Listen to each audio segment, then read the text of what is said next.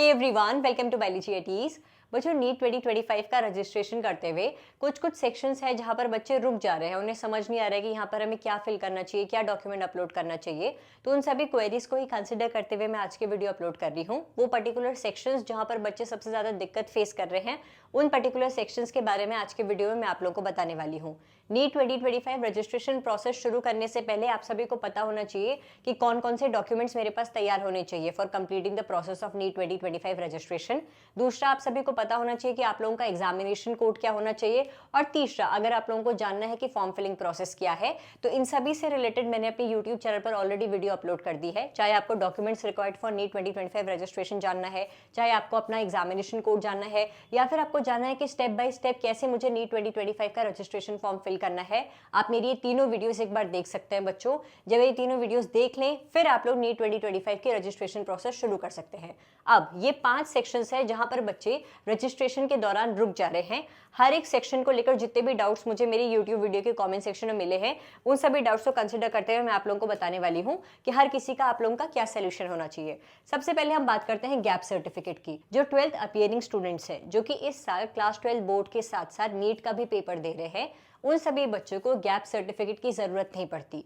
दूसरा, कोई ऐसा बच्चा जिसने क्लास 12 का एग्जाम पिछले या फिर पिछले सालों में कभी दिया था, लेकिन वो किसी एक एग्जाम में रुक गया था, उसकी रिपीट इन थ्योरी या रिपीट इन प्रैक्टिकल कुछ आ गया था, या फिर ऐसा था कि उसका 50% या 40% क्राइटेरिया फुलफिल नहीं हो पा रहा था, या फिर वो पीसीएम स्टूडेंट था लेकिन उसने biology as an additional subject अब एनआईओएस से दिया है।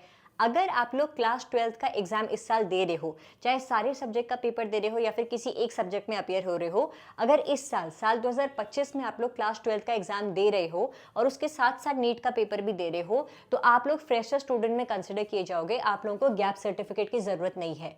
गैप सर्टिफिकेट सिर्फ और सिर्फ ड्रॉपर स्टूडेंट्स के लिए है, चाहे वो कंप्लीट ड्रॉपर स्टूडेंट है या फिर पार्शियल ड्रॉपर स्टूडेंट है, कॉलेज की किसी डिग्री को परस्यू कर रहे हैं और उसके साथ साथ नीट की तैयारी कर रहे हैं। इन दोनों कैटेगरी बच्चों को ड्रॉप सर्टिफिकेट की जरूरत पड़ेगी। ये ड्रॉप सर्टिफिकेट या फिर गैप ईयर सर्टिफिकेट आप लोगों को काउंसलिंग के दौरान सबमिट करना है। रजिस्ट्रेशन के टाइम पर गैप सर्टिफिकेट की जरूरत नहीं है। दूसरी चीज, ये गैप सर्टिफिकेट कहाँ बनता है? तहसील ऑफिस में बनता है। बच्चों देखो, क्योंकि गैप सर्टिफिकेट की जरूरत आपको रजिस्ट्रेशन के टाइम पर नहीं है, तो मैं सजेस्ट करूंगी पहले आप लोग अपना नीट का पेपर दे दो। जब आप नीट का पेपर देकर आ जाओगे, उसके अगले दिन से आप लोग अपने इस सर्टिफिकेट बनाने के प्रोसेस को शुरू कर सकते हो। क्योंकि फालतू में तुम्हें घर से दूर तहसील ऑफिस जाना पड़ेगा, फिर वहां पर एप्लीकेशन की लाइन के लिए लगना पड़ेगा, हो सकता है थोड़ा टाइम लग जाए, फालतू में तुम पैनिक हो जाओगे मेरा ऑलरेडी टाइम वेस्ट हो रहा है। तो क्योंकि this certificate is not required during registration, this is required only during the counselling process. तुम्हारा नीट का पेपर होने के बाद तुम लोग इस सर्टिफिकेट को बना सकते हो। तहसील ऑफिस में एडवोकेट तुम्हारा ये सर्टिफिकेट बनाएंगे बच्चों। तो इसीलिए अभी गैप सर्टिफिकेट को लेकर आप लोग टेंशन मत लीजिए। ड्रॉपर स्टूडेंट को बनाना होगा, काउंसलिंग के दौरान सबमिट करना होगा, आप लोगों के तहसील ऑफिस में सर्टिफिकेट बनेगा। दूसरी चीज, regarding category certificate. Category certificate की जरूरत जनरल कैटेगरी के बच्चे और ओबीसी क्रीमी लेयर के बच्चों को नहीं पड़ती है। कैटेगरी सर्टिफिकेट की जरूरत EWS category, OBC non creamy layer, SC ST category, PWD PWBD category के बच्चों को पड़ती है। ये जो कैटेगरी सर्टिफिकेट है, ये आप लोगों को रजिस्ट्रेशन के दौरान भी सबमिट करना है और काउंसलिंग प्रोसेस में तो इसकी जरूरत पड़ेगी ही पड़ेगी। अगर आप लोग OBC NCL category, non creamy layer वाली कैटेगरी, जिनकी फैमिली की annual income less than 8 lakh per annum है, वो वाले बच्चे, या फिर ईडब्ल्यूएस कैटेगरी के बच्चे, अगर आप लोग इन दोनों कैटेगरी में आते हो और आप लोगों का कैटेगरी सर्टिफिकेट साल 2025 का बना हुआ है, तो आप लोग अपना कैटेगरी सर्टिफिकेट रजिस्ट्रेशन के दौरान अपलोड कर सकते हो। लेकिन अगर आपका कैटेगरी सर्टिफिकेट 2024 या फिर उससे पहले के सालों का बना हुआ है, तो आप लोग न्यू कैटेगरी सर्टिफिकेट के लिए अप्लाई करिए। जब आप लोग न्यू कैटेगरी सर्टिफिकेट के लिए अप्लाई करोगे ना बच्चों, एप्लीकेशन फॉर्म फिल करोगे वहाँ तहसील ऑफिस में जाकर, तो आप लोगों को एक रिसीट मिलेगी। उस रिसीट को आप लोगों को कैटेगरी सर्टिफिकेट वाले कॉलम में अपलोड करना होगा। ये बात है जनरल ईडब्ल्यूएस कैटेगरी और ओबीसी एनसीएल कैटेगरी के बच्चों की। आप लोगों का कैटेगरी सर्टिफिकेट 2025 का बना हुआ है तो उसे ही अपलोड कर दीजिए। लेकिन अगर वो 2024 या फिर उससे पहले का बना हुआ है, तो आप लोगों को वापस से नया कैटेगरी सर्टिफिकेट बनाने के लिए अप्लाई करना होगा। जब आप लोग एप्लीकेशन फॉर्म फिल करोगे, आप लोगों को एक रिसीट मिलेगी। For time being registration process के दौरान आप लोग कैटेगरी सर्टिफिकेट वाले कॉलम में अपनी रिसीट सबमिट कर सकते हैं। अगर आप लोग एससी या फिर एसटी कैटेगरी से बिलोंग करते हैं, जिनके कैटेगरी सर्टिफिकेट की वैलिडिटी लाइफ टाइम की होती है, उन्हें बार बार रिन्यू कराने की जरूरत नहीं होती है, तो आप लोग अपना कैटेगरी सर्टिफिकेट अपलोड कर सकते हैं। कोई SC ST कैटेगरी का बच्चा है जिसके पास कैटेगरी सर्टिफिकेट नहीं है, तो फिर वो कैटेगरी सर्टिफिकेट के लिए अप्लाई कर दे, उसे भी जो रिसीट मिलेगी उस रिसीट को उसे इस कॉलम में अपलोड करना पड़ेगा। ध्यान रहेगा, ऑल क्लियर। पॉइंट नंबर 3 पे आता है CGPA कन्वर्जन सर्टिफिकेट। देखो, ये सेक्शन तुम्हें क्लास 10 के रिस्पेक्ट पे मांग रहा है। क्लास 10th का कुछ बच्चों का बोर्ड के पेपर का जो रिजल्ट आया है वो परसेंटेज की फॉर्म में आया है, मतलब टोटल मार्क्स की फॉर्म में आया है। जैसे मैं कह रही हूँ टोटल तुम्हारे 4 सब्जेक्ट थे, तो आउट ऑफ 400 तुम्हें सपोज किसी बच्चे के 300 नंबर आए हुए हैं, इस तरीके से तुम्हारा रिजल्ट शो हो रहा है। तो वो बच्चा क्या करेगा, वो बच्चा जब क्लास 10 का रिजल्ट वाला कॉलम फिल करेगा तो लिखेगा टोटल मार्क्स 400, तुम्हारे कितने नंबर आए 300, तो ऑटोमेटिकली कन्वर्ट होके आ जाएगा अच्छा तुम्हारे क्लास 10 में इतने परसेंटेज थे, तुम्हें कुछ नहीं करना। लेकिन जिन बच्चों का क्लास 10 का रिजल्ट CGPA की फॉर्म में आया था, टोटल CGPA 10, तुम्हारा कितना था 9.8, उन बच्चों को मार्क्स ऐसे एंटर करने हैं, टोटल CGPA 10, मेरे आए 9.8 या फिर जो भी तुम्हारा CGPA था वो तुमने एंटर किया, तुमसे मांग रहा है CGPA कन्वर्जन सर्टिफिकेट।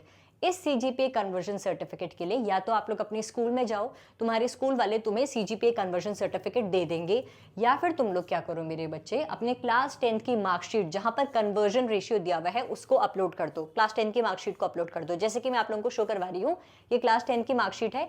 आप लोग देखोगे कि क्लास 10 की मार्कशीट में ना ये वाला जो सेक्शन है यहाँ पे लिखा हुआ है कि CGPA को परसेंटेज में कन्वर्ट करने के लिए you need to multiply CGPA into 9.5 और तुम्हारी परसेंटेज आ जाएगी। बस यही है CGPA कन्वर्जन सर्टिफिकेट। क्या होता है, आप लोगों को अपनी CGPA को 9.5 से मल्टीप्लाई करना होता है और आप लोगों की परसेंटेज आ जाती है।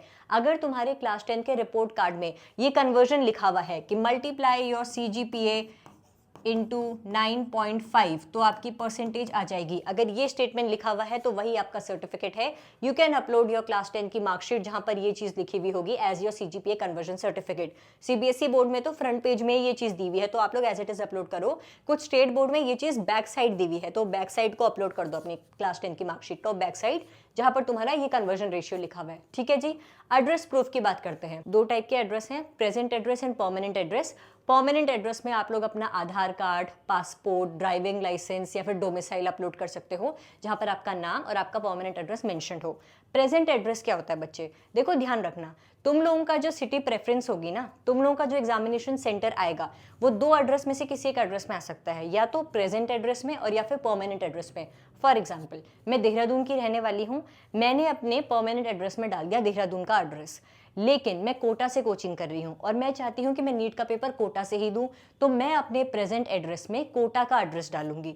अब कोटा का क्या एड्रेस डालूंगी, यहाँ तो मेरा कोई एड्रेस नहीं है, मैं क्या करूंगी, या तो मैं अपना रेंटल अग्रीमेंट अपलोड करूंगी।